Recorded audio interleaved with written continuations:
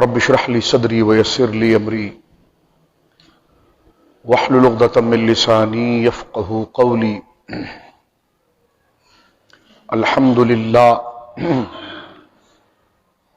لله المبدئ المعيد الغني الحميد ذي العفو الواسع والعقاب الشديد، والصلاة والسلام على سيد الانبياء خاتم النبيين سید المرسلین شفیع المذنبین سید الاولین والآخرین سیدنا وحبیبنا نبینا وکریمنا ومولانا محمد صلی اللہ علیہ وسلم عبدہ ورسولہ بالہدی ودین الحق ارسلہ. اما بعد فاعوذ باللہ من الشیطان الرجیم. بسم اللہ الرحمن الرحیم. ولا یأتل اولی الفضل منکم والسعة آمنت باللہ صدق اللہ العظیم ببرکت ان اللہ ملائکتہ یصلون علی النبی یا ایھا الذین آمنوا صلوا علیہ وسلموا تسلیما. اللہم صل علی سیدنا وحبیبنا ومولانا محمد وبارک وسلم صلاۃ وسلاما علیک یا سیدی یا رسول اللہ. کلہم من رسول اللہ ملتمس غرفا من البحر اور رشفا من الدیم.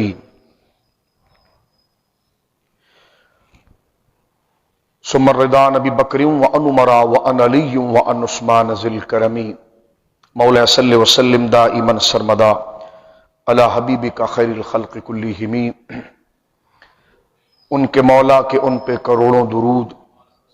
ان کے مولا کے ان پہ کروڑوں درود، ان کے اصحاب عطرت پہ لاکھوں سلام. اصدق الصادقین سید المتقین چشم گوش وزارت پہ لاکھوں سلام. وہ عمر جس کے آداب پہ شیدا سقر،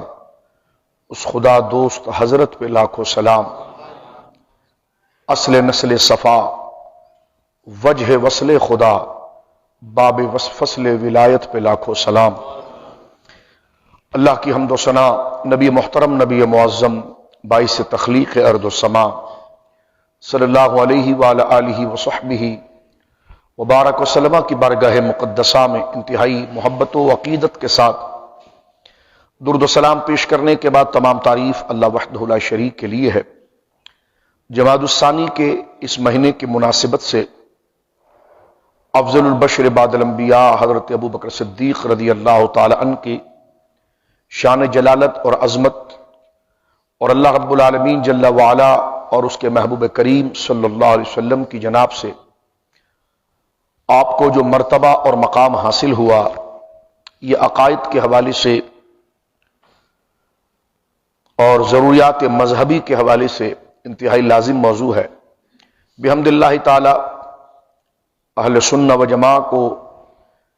یہ حصہ ملتا ہے کہ اللہ کے جتنے محبوب بندے ہیں ان کی ولادت ہو یا ان کا وفات ہو، اس دن خود بھی اور اپنے دوست احباب کو بھی ان کے کردار سے، ان کے احوال سے اور ان کی تعلیمات سے روشناس کرانے کے لیے جو قرآن کا، حدیث کا، دین پر ثابت قدم رہنے کا بنیادی تقاضا ہے، کوشش کی جاتی ہے. لیکن یہ مہینہ جو جمادی الثانی کا ہے، یہ اس عظیم ہستی کی وفات کا مہینہ ہے کہ جن کا رتبہ مقام اجماع امت قرآن کریم کی آیات، حضور علیہ الصلوۃ والسلام کی احادیث سے جناب رسول کریم صلی اللہ علیہ وسلم کی امت ہی نہیں بلکہ تمام امم بعد از انبیاء، نبیوں کے بعد سب سے برگزیدہ اور سب سے افضل مقام اللہ رب العالمین نے آپ کو عطا فرمایا. تو جب آپ کا مقام و مرتبہ بلند ہے تو چاہیے کہ آپ کی ذات مبارکہ میں جو کمالات ہیں اس کی مختلف جہات پر، اس کے مختلف گوشوں پر ہم گفتگو کریں. اور جمعۃ المبارکہ کے اس جمعے کو، بلکہ تقریباً اس مہینے کے 4 جمعے کو ہم نے منسوب کیا ہے افضل البشر بعد الانبیاء حضرت ابوبکر صدیق رضی اللہ تعالیٰ عنہ کے مقام و مرتبے کے حوالے سے.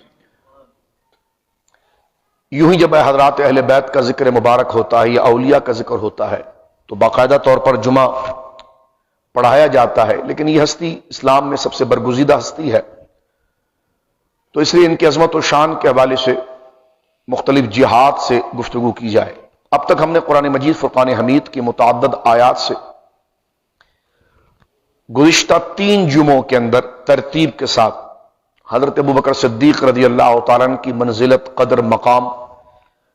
اور اللہ رب العالمین کی جناب میں آپ کا کیا مرتبہ و مقام ہے اس کو ذکر کیا۔ اس کے علاوہ درس نظام مصطفیٰ صلی اللہ علیہ وسلم میں تفصیل کے ساتھ چند دیگر آیات پر بھی گفتگو کرنے کا شرف حاصل کیا گیا۔ انشاءاللہ 22 کی جو رات ہے، یعنی جو آپ کے عرس مبارک اور آپ کے یوم وفات کی رات ہے، اس دن بھی انشاءاللہ بعد نماز عشاء اسی مسجد شریف کے اندر آپ کی زندگی مبارکہ کے اہم ترین پہلو، آپ کی تعلیمات، آپ کے اخلاق، آپ کی زندگی اوتار کو انشاءاللہ ذکر کرنے کی کوشش کریں گے۔ گزشتہ جمعہ ہم نے اسی چیز پر ذکر کیا کہ پوری امت نے حضرت ابوبکر صدیق رضی اللہ تعالیٰ عنہ کی عظمت اور آپ کے مقام اور آپ کے مرتبے کو قبول کیا اور آپ سے محبت کی، اور اللہ رب العالمین کی جناب سے جو آپ کو مرتبہ، نبی کریم علیہ الصلوۃ والسلام کا جو آپ کی ذات پر اعتماد، اور پھر تمام صحابہ کرام اجماع امت، جو اس امت کا سب سے بزرگ طبقہ اور اس امت کا سب سے معتبر طبقہ جماعت صحابہ کا طبقہ، جنہوں نے آپ کی افضلیت و خلافت پر اجماع کیا، تو لہٰذا اس امت کی صداقت کے اندر عقیدہ توحید و رسالت کے بعد اس امت کی صداقت کے اندر مذہبی ضروریات کے اعتبار سے وہ حضرت ابوبکر صدیق کی عظمت اور آپ کی شان کو قبول کرنا ہے، اس لیے کہ آپ کی عظمت و شان کو بیان کرنے والے، قبول کرنے والے اور آپ کی ذات پر اعتماد کرنے والے وہ لوگ ہیں جن کے ذریعے دین ہم تک پہنچا، وہ حضرات صحابہ کرام۔ آپ کی عظمت و شان کے لیے ہلکا سا بھی جملہ کہنا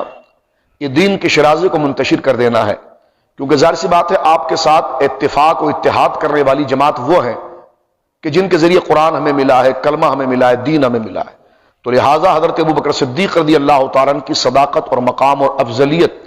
اور آپ کی عظمت و شان کے حوالے سے ہلکی بات کرنا یہ امت کے ساتھ ایک بہت بڑی دھاندلی اور اسلام کے خلاف ایک بہت بڑی سازش، اور آج تک جو دین صحابہ کرام رضوان اللہ اجمعین جو روئے زمین کے سب سے بڑے عادل اور منصف اور اللہ اس کے رسول کا سب سے بڑا اعتماد ان کے اوپر تھا، وہ طبقہ ہے، ان کو مشکوک کرنا ہے، اور جب ان کو مشکوک کر دیا جائے تو پھر اسلام کی کوئی صورت اور شکل ہی باقی نہیں رہتی۔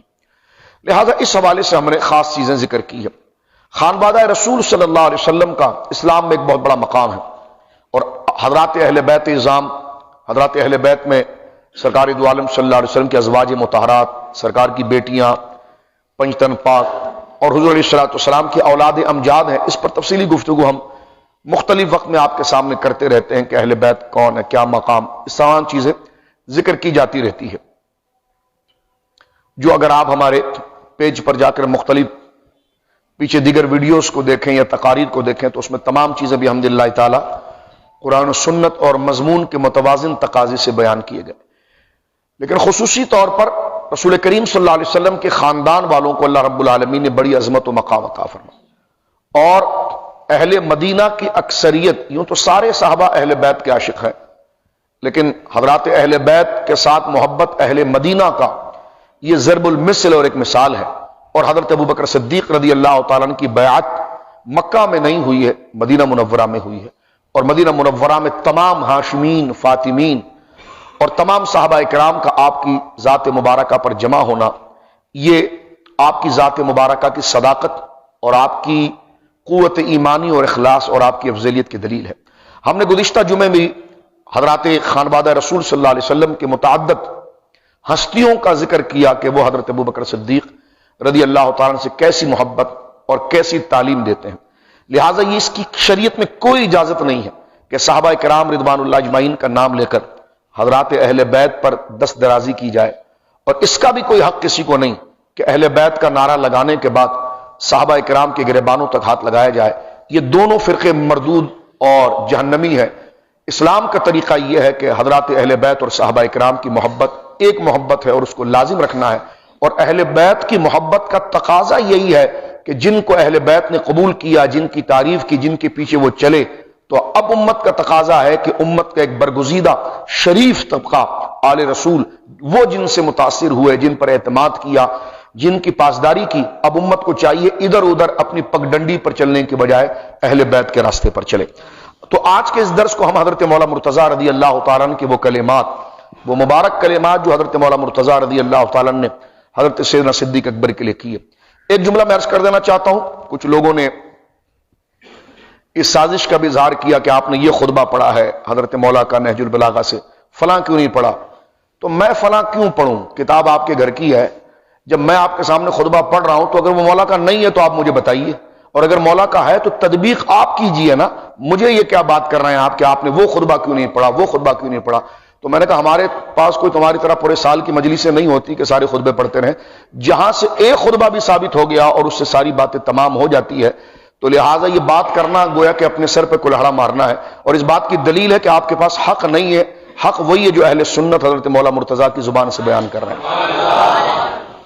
میں چڑھانے کے لیے بات نہیں عرض کرنا چاہتا، کیونکہ کامنٹس میں بچے آ جاتے ہیں، پھر ان کو گمراہ کیا جاتا ہے، تو اس حوالے سے میں اسٹریٹ فارورڈ بات کرنا چاہتا ہوں کہ کوئی فرقہ واریت نہیں ہے،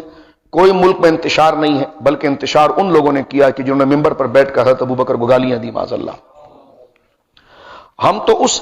گندگی کو صاف کرنے کے لیے اور امت کے اتحاد کے لیے اہل بیت کا جو نظریہ ہے وہ ذکر کر رہے ہیں، یعنی حضرت ابوبکر کا ذکر فرقہ واریت نہیں، یہ تو مولا مرتضیٰ نے کیا ہے،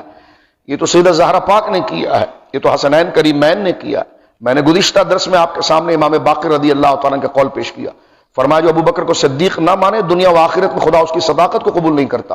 حضرت امام زید، امام زین العابدین کے گویا کہ شہزادے، ہمارے یہاں کی کتاب بھی شیعہ حضرات کی بھی کتاب ہے، دونوں کی کتابوں میں روایت مسلم ہے، فرمایا کہ فدق کا مسئلہ اگر میرے ہاتھ میں آتا تو میں وہی فیصلہ کرتا جو ابوبکر صدیق نے کیا ہے، اور حضرت ابوبکر صدیق نے شریعت مطہرہ کے اندر کوئی غداری نہیں کی، اور میں بھی ان سے محبت کرتا ہوں، اور حضرت زید کہتے ہیں میں نے اس گھرانے میں آنکھ کھولی ہے کہ ہم سارے اہل بیت ابوبکر صدیق رضی اللہ تعالیٰ سے محبت کرتے ہیں۔ تو آپ کو چاہیے کہ نقطہ چینی کرنے کے بجائے جو ایک چیز سامنے حق آ جائے تو اس کو قبول کریں۔ خیر ابھی آگے چلتے ہیں، میں صحیح بخاری شریف پڑھنا چاہتا ہوں۔ صحیح بخاری شریف کے اندر کتاب فضائل الصحابہ میں یہ روایت مبارکہ موجود ہے، اور کئی جگہ پر یہ روایت موجود ہے۔ اس کے راوی حضرت عبداللہ ابن عباس ہے، اور حدیث شریف جو ہے وہ 3677 ہے۔ حدثنی الولید بن صالح حدثنا عیسی بن یونس حدثنا عمر بن سعید ابن ابی حسین المکی عن ابن ابی ملیکہ عن عبداللہ ابن عباس۔ یہ سند ہے، حضرت امام بخاری نقل کی ہے کہ حضرت عبداللہ ابن عباس رضی اللہ تعالیٰ بیان فرماتے ہیں کہ قال انی لواقف فی قوم فدعوا اللہ لعمر بن الخطاب۔ جس وقت حضرت عمر بن خطاب حضرت فاروق اعظم رضی اللہ تعالیٰ کو شہید کر دیا گیا تھا، تو حضرت عبداللہ ابن عباس کہتے ہیں قال انی لواقف فی قوم، میں اس گروہ میں موجود تھا، اس جگہ پر موجود تھا، فدعوا اللہ، کہ جو لوگ حضرت فاروق اعظم کے لیے دعا کر رہے تھے، تو کہتے ہیں ہم سارے لوگ فاروق اعظم کے پاس بیٹھے ہوئے تھے، وقد وضع علی سریری، اس وقت حضرت فاروق اعظم رضی اللہ تعالیٰ کو کفن دے کر، غسل دے کر آپ کو چارپائی پر رکھ دیا گیا تھا۔ فرماتے اذا جاء رجل من خلفی، مجھے نہیں پتا ایک آدمی میرے پیچھے سے آیا، ووضع مرفقہ علی منکبی، اس نے اپنی کوہنی، مرفق اپنی کوہنی کو میرے کندھے کے اندر بڑے زور سے دبا کر، کیونکہ مجھے پیچھے سے نظر نہیں آ رہا تھا، وہ میرے پیچھے سے آئے اور میرے کندھے پر اپنی کوہنی رکھ کر ٹیک لے لی انہوں نے، اور ٹیک جب لی تو ان کی میں نے آواز کانوں میں سنی، وہ یہ کہہ رہے تھے، یقول، وہ کہہ رہے تھے جنہوں نے میرے کندھے پر اپنی کونی رکھی تھی اور سہارا لیا تھا کہ رحمک اللہ ان کنت لارجو ان یجعلک اللہ ما صاحبک۔ وہ یہ کہہ رہے تھے اور یہ دعا کر رہے تھے کہ میرے پیچھے کھڑے ہو کر کہ اللہ رب العالمین سے یہ دعا کر رہے تھے کہ اے وہ صاحب، اللہ رب العالمین، یعنی حضرت عمر کے لیے، کہ اللہ رب العالمین جل وعلا آپ پر رحمت کرے، ان کنت لارجو، میں اس بات کی امید اور دعا کرتا ہوں، ان یجعلک اللہ ما صاحبک، جو آپ کے صاحب تھے رسول اللہ صلی اللہ علیہ وسلم اور حضرت ابو بکر، خدا آپ کو ان کے ساتھ ملا دے۔ انی فرمایا لانی کثیرا مما کنت اسمع رسول اللہ صلی اللہ علیہ وسلم، یہ دعا دی انہوں نے، حضرت عبداللہ ابن عباس کہتے ہیں حضرت عمر کو دیکھ کر کہ اللہ رب العالمین آپ کو رسول اللہ صلی اللہ علیہ وسلم سے اور حضرت ابو بکر سے ملا دے، اور میں نے ہمیشہ لانی کثیرا مما کنت اسمع، میں نے ہمیشہ یہ بات سنی ہے رسول اللہ صلی اللہ علیہ وسلم، اللہ کے رسول کریم صلی اللہ علیہ وسلم سے یقول، اس کا معنی یہ ہے کہ وہ آپ سے اتنی محبت کرتے تھے اور آپ رسول اللہ کے اتنے قریب تھے کہ وہ بندہ جس نے حضرت عبداللہ ابن عباس کے کندھے کے اوپر کونی رکھی تھی، وہ یہ بات کر رہے تھے کہ میں نے ہمیشہ رسول کریم صلی اللہ علیہ وسلم کو جب بھی سنا تو یہی سنا، وہ یہ فرماتے تھے کہ یقول کنت ابو بکر و عمر وفعلت ابو بکر و عمر وانطلقت ابو بکر و عمر. فرمایا میں نے ہمیشہ حضور علیہ الصلوۃ والسلام جب بھی حضور ہمارے پاس آئے تو حضور یہی کہتے تھے میں اور ابو بکر وہاں تھے، میں ابو بکر عمر وہاں تھے، میں اور ابو بکر عمر نے یہ کام کیا، میں اور ابو بکر عمر وہاں جا رہے ہیں. یعنی وہ بندہ یہ کہہ رہا ہے کھڑے ہو کر، وہ کہہ رہے ہیں کہ میں نے آپ کا ذکر ہمیشہ ابو بکر کے ساتھ دیکھا اور رسول کریم صلی اللہ علیہ وسلم نے ہمیشہ جب بھی اپنی کسی بات کو ذکر کیا تو اپنے نام کے ساتھ، اپنے ذکر کے ساتھ آپ دونوں کا ذکر شروع کیا کہ فعلت انا و ابو بکر عمر، میں نے وہ کام کیا اور میرے ساتھ ابو بکر عمر نے بھی وہ کام کیا. دخلت انا ابو بکر عمر، میں وہ فلاں جگہ پر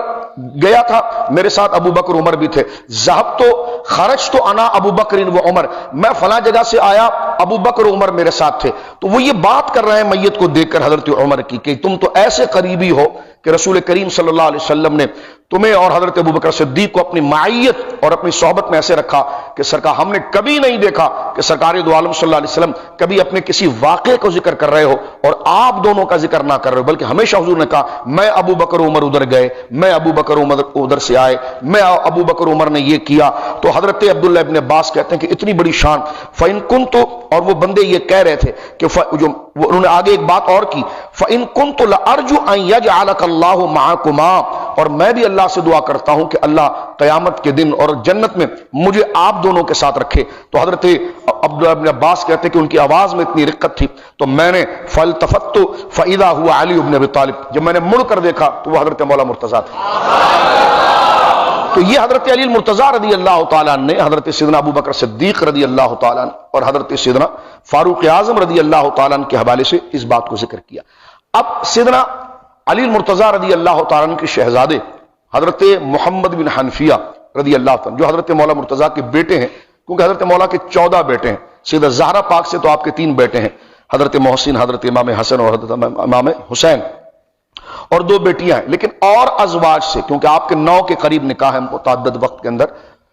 تو آپ کے بیٹے ایک حضرت محمد بن حنفیہ ہیں جن کا نام اور جن کی طاقت بڑی مشہور ہے، جنگ جمل کے اندر ان کا خاص طور پر ذکر آتا ہے اور ان کا بہت بڑا مقام و مرتبہ ہے. تو وہ کہتے ہیں، حضرت امام بخاری نے حدیث پاک کو نقل کیا کہ ان محمد بن حنفیہ، محمد بن حنفیہ جو حضرت سیدنا فاروق، حضرت سیدنا مولا مرتضیٰ رضی اللہ تعالیٰ عنہ کے بیٹے ہیں، کہتے ہیں قلت لابی، میں نے اپنے والد حضرت سیدنا علی المرتضیٰ سے پوچھا ای الناس خیر بعد رسول اللہ صلی اللہ علیہ وسلم، ابا جان حضور علیہ الصلوۃ والسلام کے بعد،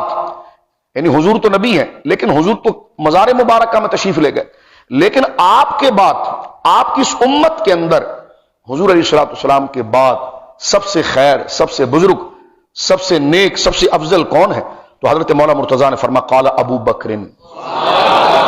حضرت علی المرتضیٰ نے فرمایا وہ ابو بکر ہیں. میں نے کہا ثم من، ابا جان ان کے بعد کون ہے؟ تو حضرت مولا کہتے ہیں قال ثم عمر،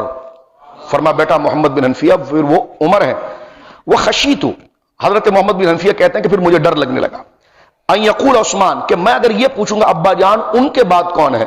تو میرے والد عثمان غنی کا نام لیں گے، تو مجھے ذرا ڈر لگا. تو میں نے کہا ثم انت، پھر ان کے بعد، ان دونوں کے بعد آپ ہیں ابا جان؟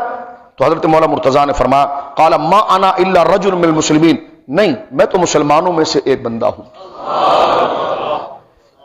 اس میں حضرت مولا مرتضیٰ نے کہ انکساری فرماتے ہوئے جملہ ذکر فرمایا، لیکن اس میں اپنے شہزادے محمد بن حنفیہ کو آپ یہ بات کرتے ہیں کہ جب آپ نے پوچھا حضرت محمد بن حنفیہ نے خیر بعد رسول اللہ، کہ حضور علیہ الصلوۃ والسلام کے بعد کون نیک ہے، کون افضل ہے؟ تو حضرت مولا نے کہا کہ وہ حضرت ابو بکر ہے. فرمایا پھر کون ہے؟ فرمایا ابو بکر ہے. عمر ہے. فرمایا پھر آپ ہیں؟ فرمایا میں تو ایک عام مسلمان ہوں جس طرح عام مسلمان ہوتے ہیں. تو یہاں پر جعلی صوفیوں کا بھی جو ہے کہ وہ تختہ دھڑام ہو گیا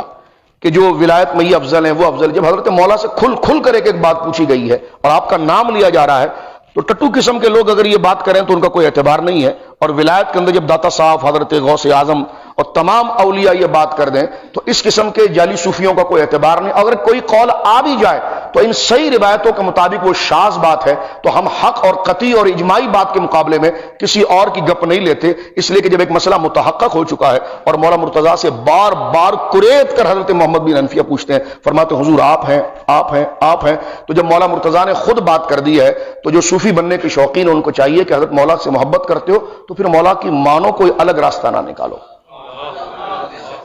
اب یہ محمد بن حنفیہ جو ہیں یہ حضرت مولا کے بیٹے ہیں، ان کی امی کا نام حنفیہ تھا، یہ اپنی والدہ کی طرف منسوب ہوئے ہیں۔ اب اس میں حضرت ابوبکر کی صداقت دیکھیں، جس وقت جھوٹا نبوت کا دعویٰ کرنے والا مسلمہ کذاب ملعون جب اس نے جھوٹا نبوت کا دعویٰ کیا تو حضرت سیدنا ابوبکر صدیق کے دور میں یمامہ کے مقام پر آپ نے لشکر بھیجا اور بڑی گھمسان قسم کی لڑائی ہوئی۔ حضرت ابوبکر صدیق کی قیادت کے اندر 9 کے قریب جھوٹے مدعیان نبوت کو زمین میں مٹا دیا گیا۔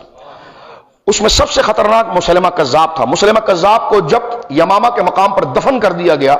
تو وہاں سے جو مال غنیمت آیا ان میں ایک لونڈی آئی جن کا نام حنفیہ تھا۔ حضرت ابوبکر صدیق نے وہ خاتون حضرت مولا مرتضیٰ کو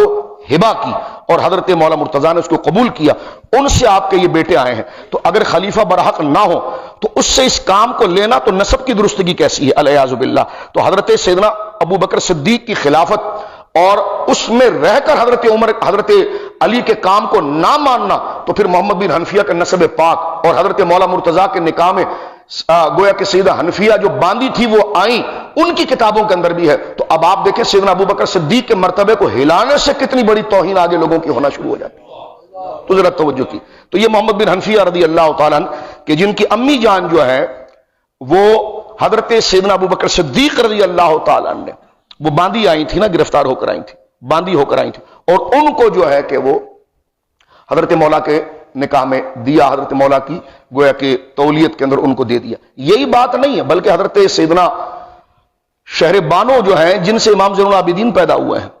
وہ بھی تو ایران سے جب لڑائی ہوئی تھی تو جو قیدی بن کر وہ آئی تھی، ہماری وہاں کی ساری کتابوں کے اندر ہے۔ تو حضرت سیدنا فاروق اعظم نے جو سب سے بڑی یعنی کسرا جو اس وقت کا سپر پاور جو بادشاہ تھا ہرمز، اس کی 3 بیٹیاں گرفتار ہو کر آئی تھیں اور وہ باندیاں تھیں، اور جو سب سے بڑی بیٹی تھی ان کا نام شہر جان تھا، حضرت عمر رضی اللہ تعالیٰ عنہ کا نام شہر بانو کیا اور ان کا نکاح امام حسین کے ساتھ کرایا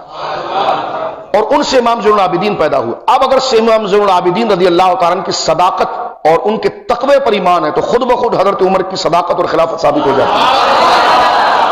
ایک سیدھا سا طریقہ ہے، ورنہ خلیفہ برحق نہ ہو، جابر ہو یعنی غاصب ہو اور الیاذ باللہ دین سے غافل ہو تو اس کے دور کا جہاد جہاد ہی نہیں ہوتا، قتال قتال ہی نہیں ہوتا، مال غنیمت غنیمت ہی نہیں ہوتی، چہ جائے کہ اس کو استعمال کیا جائے۔ تو لہٰذا یہ امت کا ایسا سری و نظریہ ہے، ہم چرانے کے لیے بات نہیں کر رہے ہیں، ہم یہ کہہ رہے ہیں کہ جو اہل بیت جس راستے پر چلے ہیں اور محبت کے ساتھ چلے ہیں تو امت کو چاہیے کہ ادھر ادھر جانے کے بجائے اور بندروں کی طرح ممبر پر ناچ کر تبرہ کرنے کے بجائے جو راستہ ہے اہل بیت کا اس کو استعمال کیا جائے۔ اب میں یہاں پر ایک حدیث پاک مزید عرض کرتا ہوں جو ریاض النظرہ کے اندر سلسلۃ الذہب سے ہے، یعنی حضرت امام جعفر صادق اس کے راوی ہیں اور آپ نے یہ روایت اپنے پردادا حضرت مولا تک بیان کی ہے۔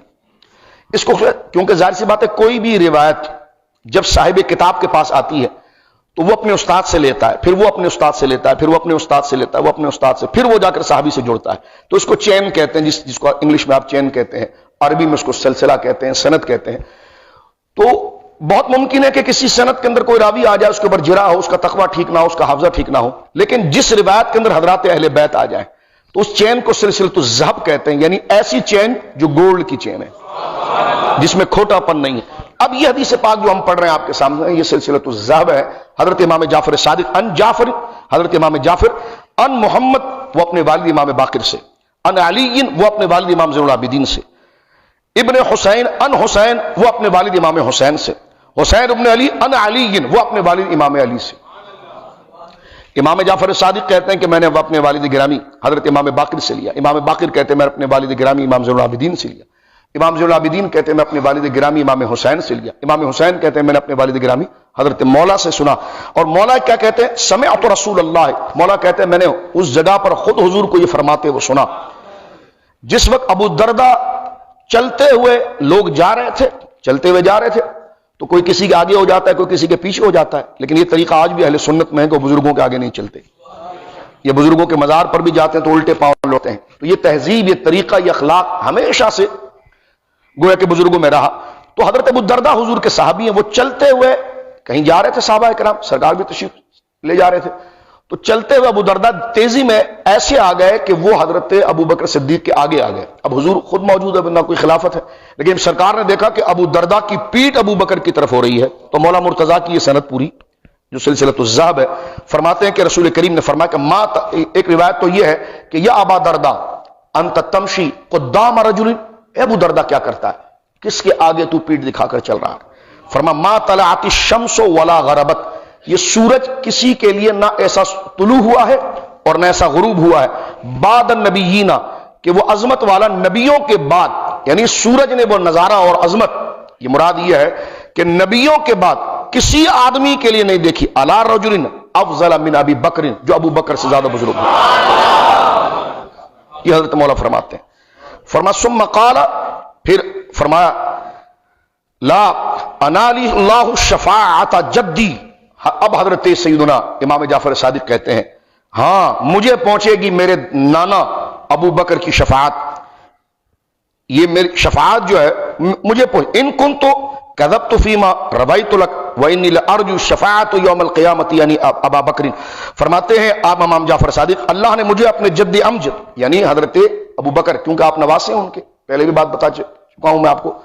کہ آپ کے دادا علی ہیں امام جعفر صادق کے, اور نانا حضرت ابو بکر صدیق ہیں, کیونکہ آپ کی نانی ان کی, اور نانی اور نانا دونوں حضرت ابو بکر صدیق کے نواسے اور نواسیاں ہیں. تو لہذا حضرت امام جعفر صادق کہتے ہیں کہ اللہ نے مجھے اپنے جد یعنی ابو بکر صدیق کی شفاعت نصیب نہ کرے اگر میں نے اس روایت میں جھوٹ بولا ہو. اس کا ایک معنی یہ بھی ہو سکتا ہے کہ مجھے اللہ رب العالمین میرے دادا علی کا قرب نہ دے اگر میں نے جھوٹ بولا ہو. فرمایا اللہ مجھے اپنے جد امز کی شفاعت نصیب نہ کرے اگر میں نے اس روایت میں جھوٹ بولا ہو, حالانکہ میں تو قیامت کے دن ابو بکر کی شفاعت کی امید رکھتا ہوں. یہ حضرت سیدنا امام جعفر صادق رضی اللہ تعالیٰ نے روایت کو بیان کیا اور ساری بات آگے کی. حضرت امام احمد بن حنبل رضی اللہ تعالیٰ نے, مسند امام احمد جو حدیث کی پاک کی آپ نے کتاب لکھی ہے, اس طرح امام احمد بن حنبل نے بے شمار کتابیں لکھی. مسند امام احمد سے حضرت مولا مرتضیٰ کے فضائل بیان کیے جاتے ہیں, کرنا چاہیے, ہم بھی بیان کرتے, اس میں عرض کیا ہے, لیکن اسی مسند امام احمد میں جب آپ وہ فضائل بیان کر رہے ہیں تو کچھ صفحہ پہلے جا کر یہ بھی تو دیکھیں کہ مولا مرتضیٰ سیدنا صدیق اکبر کے لیے کیا کہہ رہے ہیں. یہ تو آدھی کتاب آپ پڑھ رہے ہیں اور آدھی کتاب نہیں پڑھ رہے ہیں. مجھے بڑی حیرانگی ہوتی ہے, علامہ سعد الدین تفتزانی رحمۃ اللہ علیہ جو جنہوں نے شرح عقائد لکھی ہے, یزید پر لعنت کرنے کے لیے تفضیلی ان کی کتاب اٹھا کر کہتے ہیں کہ دیکھو حضرت سعد الدین تفتزانی رحمۃ اللہ علیہ نے اپنی کتاب شرح عقائد کے اندر جو مدرسوں میں پڑھائی جاتی ہے, دیکھو یزید پر لعنت کی ہو, تم لعنت نہیں کرتے. تو میں نے کہا حضرت امام سعد الدین تفتزانی کی شرح عقائد یزید کی لعنت کرنے کے لیے تو آپ کے نزدیک معتبر ہو جاتی ہے, لیکن وہی جو چند صفحے پہلے کہتے کہ امت میں سب سے افضل ابو بکر ہے تو اس کو قبول کیوں نہیں کرتے؟ یزید پلید کو ہم بھی نہیں قبول کرتے, وہ تو مردود اور نامراد تھا. امام احمد نے اس کی تکفیر کی ہے, عمومی ضمن کے اندر اس پر لعنت بھی کی گئی ہے. شخصی لعنت کو بعض لوگوں نے, اکثر ائمہ نے روکا بھی ہے اس پر, لیکن اگر کوئی اس کی صالحیت اور تقوی کو بیان کرنے کی طرف آ جائے تو پھر ہم خود براہ راست اس کے اوپر لعنت کر دیتے ہیں, کیونکہ اس کے عمل اور معاملات, یہ کوئی گالی نہیں ہے لعنت, یہ جو بہت بڑی اہانت اہل بیت کی ہے کربلا کے اندر, اس وجہ سے تمام ائمہ نے اس بات کو گویا کہ لکھا ہے. لیکن میں یہاں پر یہ کہنا چاہتا ہوں کہ جب حضرت سعد الدین تفتزانی کا حوالہ لے کر یزید کی لعنت کے طور پر سعد الدین امام ہو جاتے ہیں, تو پھر وہی جو صفحے پہلے حضرت ابو بکر کی افضلیت کو بیان کرتے ہیں تو وہاں پر بھی اس حوالے کو کیوں چھوڑا جاتا ہے؟ تو یہ چوری نہیں ہونی چاہیے. جو دین میں بیان کیا گیا وہ سارے مسائل لینے چاہیے. حضرت امام احمد بن حنبل رضی اللہ تعالیٰ نے, جہاں مسند امام احمد جو حدیث پاک کا بہت بڑا ذخیرہ ہے, آپ کے شہزادے حضرت عبداللہ نے آپ سے پوری کتاب کو روایت کی ہے, تو مسند امام احمد کے ساتھ ساتھ, کیونکہ اس میں کئی مسند ہے, کئی صحابہ کی مسند ہے, اللہ اکبر, ایک بہت بڑا حدیث پاک کا ذخیرہ ہے اور بہت بڑی سند کے ساتھ وہ ہے, یعنی امام بخاری رحمۃ اللہ علیہ کی بخاری شریف سے پہلے لکھی جانے والی اور مرتب کی جانے والی سمجھ لیجئے کوئی کتاب ہے. تو اسی طرح امام احمد بن حنبل نے ایک کتاب صحابہ کے لیے لکھی ہے, فضائل الصحابہ, اور فضائل الصحابہ کے اندر آپ نے اپنی اسناد سے چیزوں کو جمع کیا ہے اور آپ کے بیٹے حضرت عبداللہ اس سند کو لے کر آتے ہیں.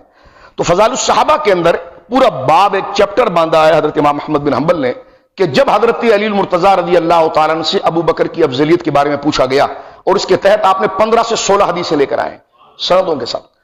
کچھ احادیث کی سند میں کلام ہے, ضعف ہے, لیکن اس میں کچھ انتہائی صحیح اور کچھ حسن ہے. اب جو میں روایت آپ کے سامنے پڑھ رہا ہوں یہ سند کے اعتبار سے حسن ہے, وقت مختصر ہے ورنہ اس کے آگے حضرت امام احمد بن حنبل نے 3 سے 4 روایت نقل کی ہے، وہ سند کے اعتبار سے بالکل صحیح غیری تک، بلکہ یہ بھی صحیح غیری تک پہنچتی ہے، اور وہ انتہائی صحیح حدیث ہے جس پر تمام روات کے اعتبار سے میں سند آپ کے سامنے پڑھتا ہوں. آپ کو ضرورت نہیں ہے، لیکن جو لوگ سنتے ہیں ان کے لیے میں بات کر رہا ہوں، آپ تھوڑا اس کو سنتے چلے جائیے، کیونکہ آپ تو سادہ لوگ ہیں، آپ کو اس کی ضرورت نہیں، لیکن جو پوری دنیا کے اندر ایک کھوجی بیٹھے ہوتے ہیں نا، تو میں تو ان سے بات کر رہا ہوں. تو لہذا آپ اس میں کوئی پریشان نہ ہو کہ یہ کچھ باتیں آپ کے مطلب کی ہوگی، کچھ کھوجیوں کے مطلب کی ہوگی، کچھ محقق کے مطلب کی ہوگی. اب ذرا غور کیجیے آپ، میں ابھی آپ کے سامنے روایت پڑھ رہا ہوں حضرت امام احمد بن حنبل کی، اور یہ کوئی فرقہ واحیت نہیں ہے، یہ امت کا سب سے بڑا اجماع حضرت ابوبکر صدیق کی ذات پر ہے. تو ہم صرف اس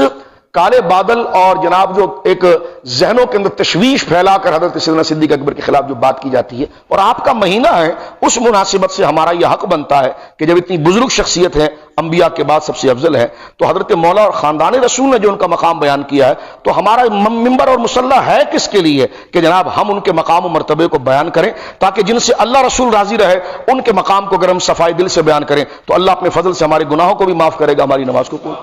لہذا اس کا مفہوم مخالف نہ لیں آپ کہ ہم کوئی خاص کوئی فرقے یا کسی کو ٹارگٹ کر رہے ہیں، یہ کر رہے ہیں، نہیں. کیوں کر حضرت صدیق اکبر کا نام لینے کا فرقے کو ٹارگٹ کرنا ہے؟ تو کل کو کیا کمیٹی یہ کہے گی؟ ہمارے بزرگ تو نہیں کہتے یہ، لیکن میں بات کر رہا ہوں کہ کمیٹی و انتظامیہ یہ کہے گی کہ اب خطبے میں آپ 4 خلفاء کا نام نہ لیں، تو یہ تو نہیں ہو سکتا،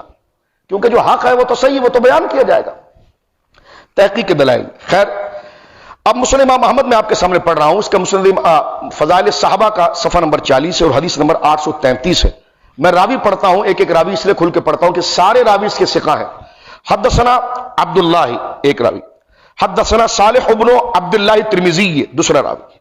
حدثنا حماد تیسرا راوی، عن عاصم حدثنا عبید اللہ القواری یہ چوتھا راوی، حدثنا حماد قال قواری فی حدیثہ حدثنا عاصم ابن ابی النجوہ عن زر یعنی عن ابن جیش ان ابی جحیفہ رضی اللہ تعالیٰ. یہ حضرت جحیفہ صحابی ہیں اور حضرت مولا کے بڑے چہیتے ہیں. اس سارے راویوں کے ساتھ وہ کہتے ہیں قال سمعت علی ان، حضرت جحیفہ کہتے ہیں کہ میں نے حضرت مولا مرتضیٰ سے یہ سنا، یقول آپ نے یہ بات منبر پر فرمائی تھی، الا اخبرکم بخیر هذه الامہ بعد نبیہا، اے لوگو الا اخبرکم بخیر هذه الامہ بعد نبیہا، ہمارے نبی کے بعد اس امت میں سب سے بزرگ اور سب سے افضل کون ہے؟ الا اخبرکم، کیا میں تم سب کو بتا دوں؟ یہ حضرت سیدنا علی نے فرمایا، فرما ابو بکر، یہ فضل صاحب فرما ثم الا اخبرکم بخیر هذه الامه بعد ابی بکر، کیا میں تمہیں اب یہ بات بھی بتا دوں؟ الا اخبرکم یہ لفظ بتا رہا ہے کہ یہ بات تنہائی میں نہیں ہو رہی، ایک بندے کے سامنے نہیں ہو رہی ہے، یہ پورے مجمع کے سامنے ہو رہی ہے. الا اخبرکم، خبردار، اخبرکم کیا تم میں خبر نہ دے دوں کہ ابو بکر صدیق کے بعد اس امت کے اندر افضل کون ہے؟ فرما عمر. تو یہ حضرت مولا رضی اللہ تعالیٰ عنہ کی وہ پاکیزہ جملے ہیں فضائل الصحابہ سے جو میں نے آپ کی خدمت میں عرض کیا، اور اس سے پہلے سیدنا امام باقر رضی اللہ تعالیٰ عنہ کا قول مبارک بھی ذکر کیا. مسند امام احمد کے اندر سند میں کلام ہے لیکن فضائل پر یہ حدیث مبارکہ موجود ہے. حضرت سرکار امام زین العابدین رضی اللہ تعالیٰ عنہ سے حضرت ابو حازم فرماتے ہیں کہ ایک شخص نے حضرت امام زین العابدین سے پوچھا، جاء رجل الی علی ابن حسین، حضرت امام حسین کے بیٹے علی جن کا لقب تھا زین العابدین سید السجاد، ان کے پاس آیا، فقال، اور اس نے کہا، ما کان منزلت ابی بکر و عمر، ابو بکر و عمر کی منزلت اور قدر کیا ہے رسول اللہ اور اللہ کے نزدیک؟ فرمایا فقال منزلتہما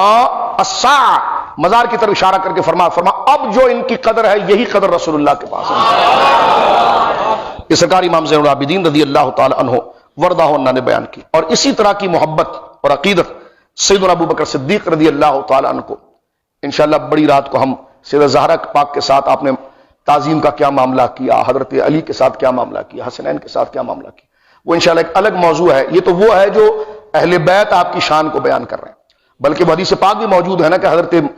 جب بیعت حضرت سیدنا مولا مرتضیٰ نے کی تو آپ نے فرمایا کہ ردینا لدنیانا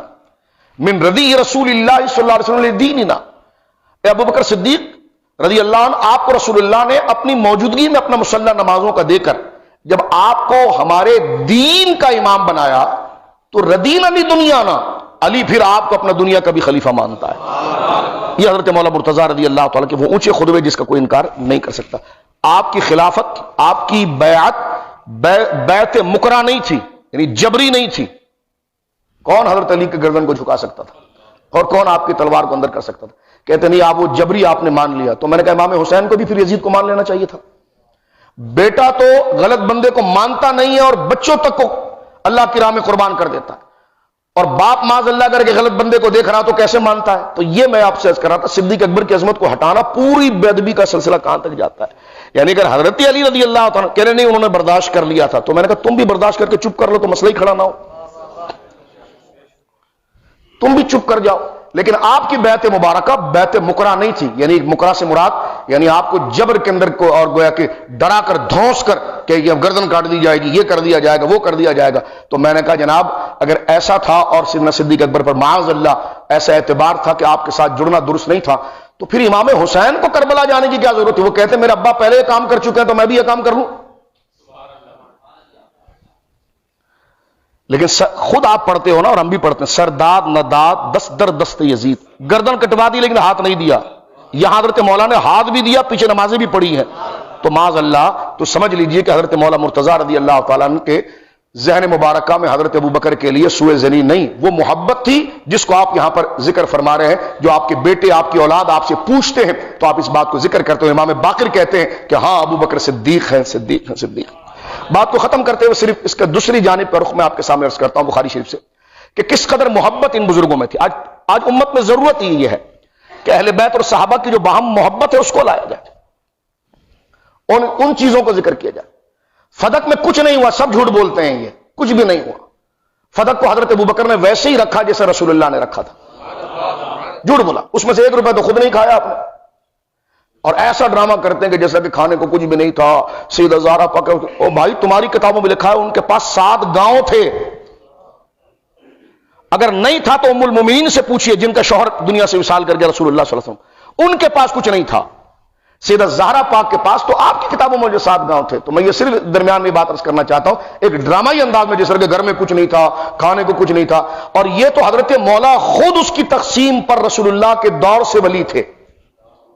اور صدیق اکبر جب آئے تو آپ نے پوری ایڈمنسٹریٹر اس تمام خمس کا اور اہل بیت کے مال کا اور فدق کا حضرت مولا کو ہی بنایا. تو لہٰذا ایسی باتیں کر کے امت کے شرازے کو نہیں منتشر کرنا چاہیے, نہ وقت اس کا تقاضا کرتا ہے. آج ضرورت ہے کہ جو ان بزرگوں میں باہم محبت ہے اس کی طرف ہم توجہ کریں. میں یہ جملہ نہیں کہنا چاہتا تھا جو بھی میں کہہ گیا, لیکن نہ کہو تو پھر شور بھی مچاتے ہیں. تو لہذا دوستوں اور بچوں کو, کیونکہ ہر بندہ آپ کی طرح تو نہیں, کچھ بندے بیچارے شک کا شکار بھی ہو جاتے ہیں کہ یہ کیا ہو گیا, کیا ہو گیا. تو یہ 2 جملے صرف ہم اس کے لیے بول رہے ہیں. اگر کسی کے خاطر میں گراں گزرے تو اس کی ہم نے وضاحت کی. پھر بھی اگر کوئی کہا کہ یہ کیا ہو رہا ہے جی, تو میں نے کہا جو آپ مارکیٹ میں کپڑے کے پیچھے چیخ رہے ہوتے ہیں نا, اس سے بڑی عبادت یہ ہو رہا ہے.